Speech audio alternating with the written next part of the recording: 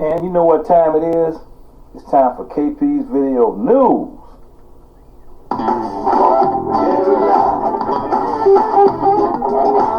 KP's Video News, y'all.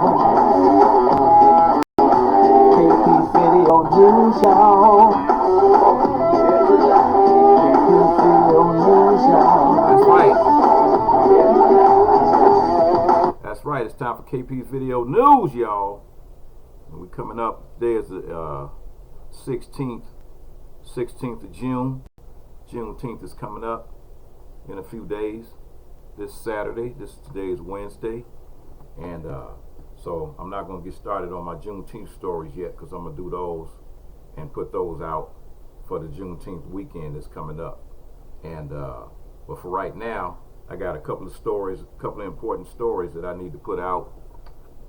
In this one story, you gotta really be careful what you do with your money these days, because you got people that have been sitting around thinking of a lot of things to do to try to separate you from your dollars. And here's a couple that allegedly, and I repeat that word, allegedly, reality TV couples allegedly scammed black communities out of tens of millions in enormous pyramid scheme. And that's what the Texas Attorney General has stated.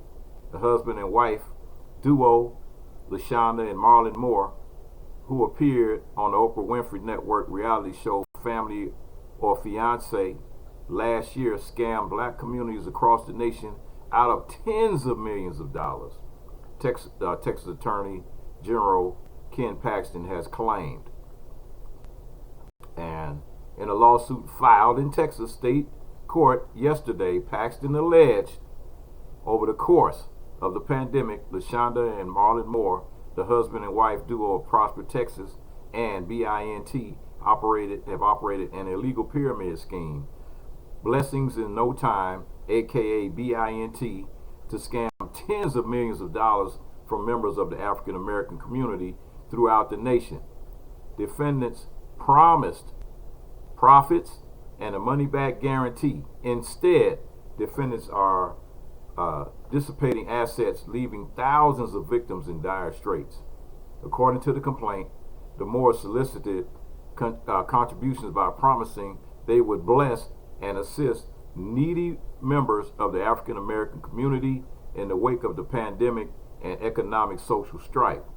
Paxton says those contributions would reportedly result in a return blessing that would exceed the members' contribution of $1,400 to $1,425 by a factor of 8. BINT members were also promised a payout of $11,200 for each participant they recruited to make another $1,400 contribution. According to the complaint, BINT members were formally prohibited from posting reviews on social media, mainly remained silent, fearing they would jeopardize their promised payout, the Attorney General stated. So, BINT's website proclaims that the organization harnesses the power of digital communities and the internet to give people the means to raise funds, help others overcome hardship, and meet aspirational goals. According to the organization, it is based on a principle of link funding. The website states the core principle behind the link funding definition is you can help a friend or help an entire community. You can do everything from pay for your own surgery to fulfill a student's dream of attending college, and so much more. According not only to the Paxton lawsuit, but also multiple complaints on the Texas Better Business Bureau website. However, BINT's promises were never fulfilled. Multiple BINT members filed complaints alleging they made the payments of $1,425 but had never received their return blessings. Paxton's complaint claims that the state has received nearly 200 consumer complaints against BINT, resulting in over 700,000 payments never refunded as promised. In addition to the OWN reality show, Marlon Moore, also known as DJ ASAP, was reportedly the resident DJ on BET show 106 in Park for 4 years and has continued his ascent into Mixmaster stardom since the show's cancellation in 2014. The couple also runs Mogul Behavior, which according to his website is the biggest lifestyle accelerator changing lives and the financial mindset of people worldwide. Mogul Behavior claims to have 30 plus years of financial industry and credit management experience, and that is main objective is to maximize your lifestyle and turn your dreams into goals, blah blah blah. And so Paxton has asked the court to freeze BINT's assets, order the organization cease any business dealings in the state, and compensate the victims. Neither Moore nor any at BINT responded to requests for comment. So, like they say, if it sounds too good to be true, it is. It is. And so they basically just played on these people, man. You talking about people allegedly played on these people, man, and just used them in their worst time of need. It's really sad, man. It's really a sad situation. So this next story is a story that just happened recently, and it's like they had a vehicle that plowed into a Minneapolis Black Lives Matter protest, killing the mother of two. And so this happened in Minneapolis. So again, a woman was killed and 3 other people were injured when a vehicle drove into demonstrators during the protest in the Minneapolis neighborhood, where a black man was fatally shot this month, during an attempted arrest by members of the federal task force, police said. And the crash happened about 11:40 Sunday in Minneapolis uptown neighborhood. Witnesses said the driver of the SUV struck a parked car, tossing it to the crowd of demonstrators. Police spokesman John Elder did not confirm that account and said authorities are still investigating. Police said protesters pulled the driver from the vehicle, and witnesses told that the demonstrators began striking him. The driver was taken into custody and was being treated for injuries at the hospital. Witnesses told Minneapolis Public Radio that the SUV was going very fast and appeared to accelerate as the closer it got to the demonstrators that had blocked off the street, and said the driver struck a car parked across one of the traffic lanes, sending that car flying. There was one line of barriers and then the second barrier, and he sped up and he went even faster as he approached us. You could hear it. Started going even faster and faster as he got close to us. And he told, that's what he stated, the car went through the air and hit a young woman. Another witness stated that the woman was thrown into a stoplight. The woman's brother identified her as Deanna Nadak. Garrett Nadak stated that his sister would have celebrated her 32nd birthday on Wednesday, and that she had 2 kids, 11 and 13-year-old daughters, and was actively involved in issues surrounding social justice. And she constantly was sacrificing herself for everyone around her. He said no matter what the cause, and obviously she lost her life in the process of trying to speak up and have a voice for somebody else that had just been shot and killed by the police in marshals in Minneapolis. So all this stuff, man, is continuing to happen. It's not getting any better. But you know what makes it worse is the fact that you have a lot of these governors, man, in these so-called red states that are passing laws that state if there's people out there protesting, that they're actually giving them the right to run people over and kill people, man, with their cars. And this stuff has got to be challenged. It has got to be challenged, and it has got to be challenged in court, because you know what's going to happen. Once they get started doing this, they are not going to stop.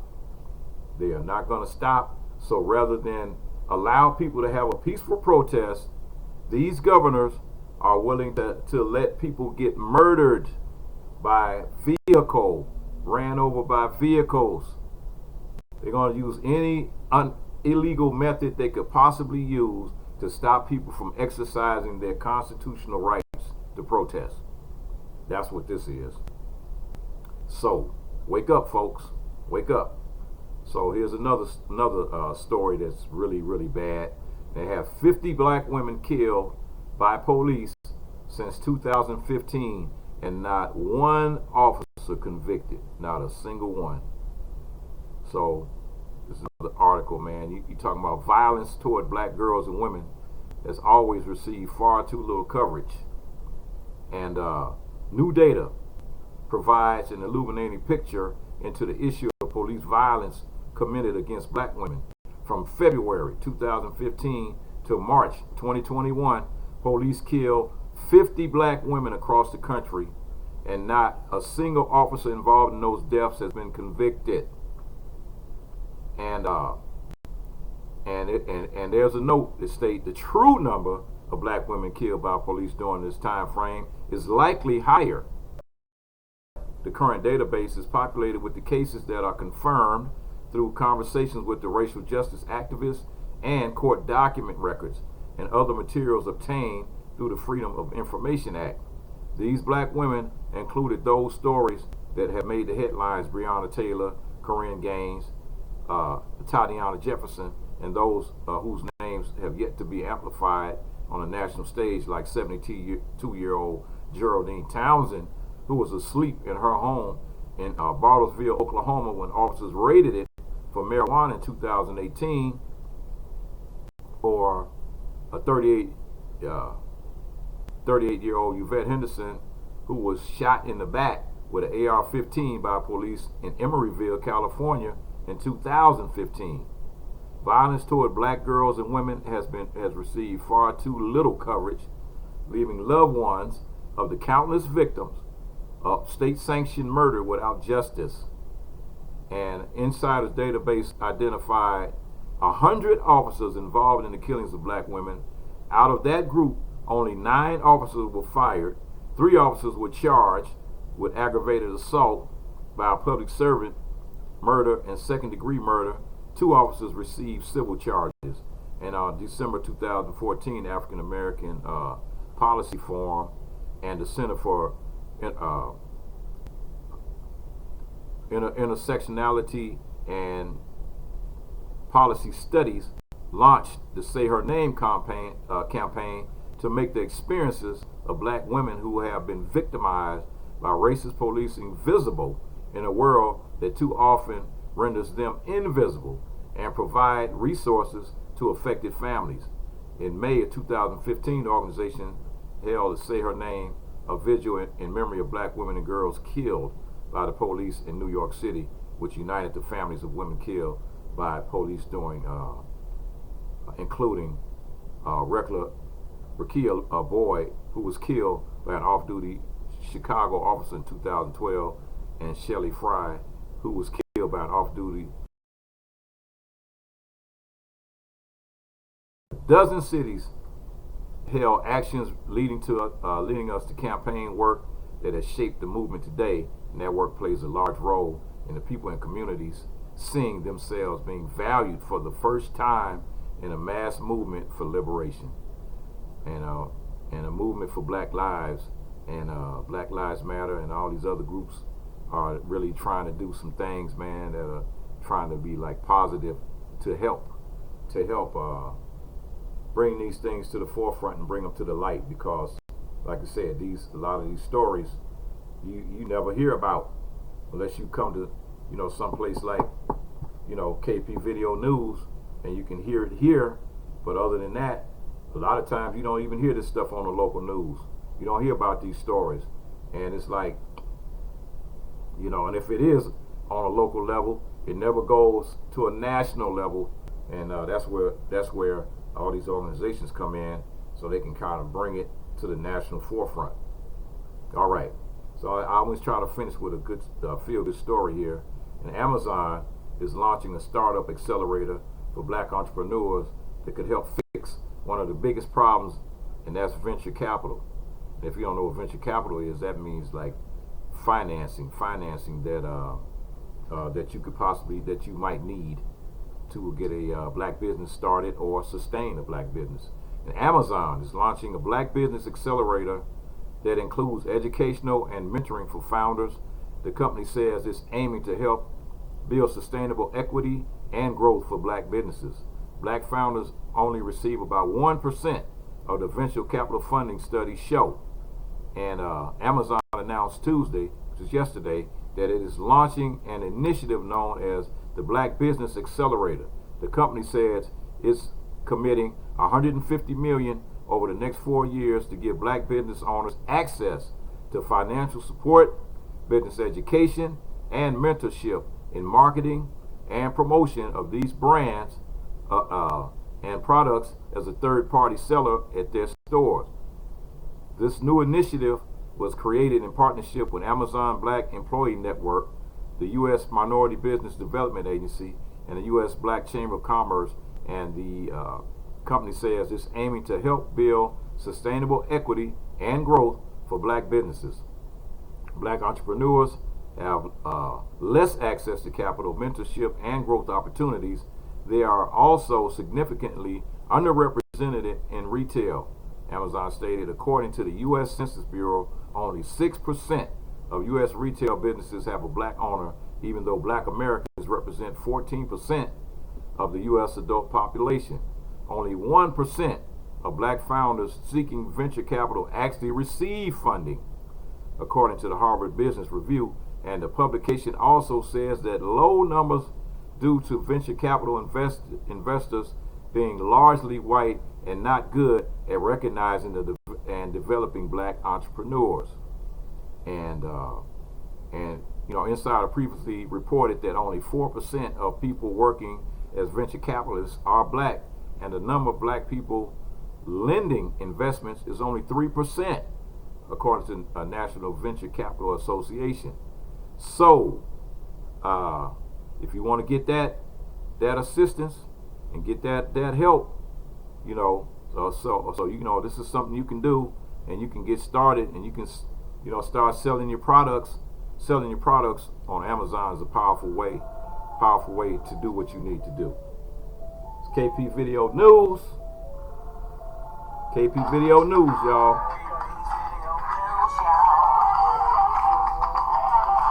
KP Video News, y'all.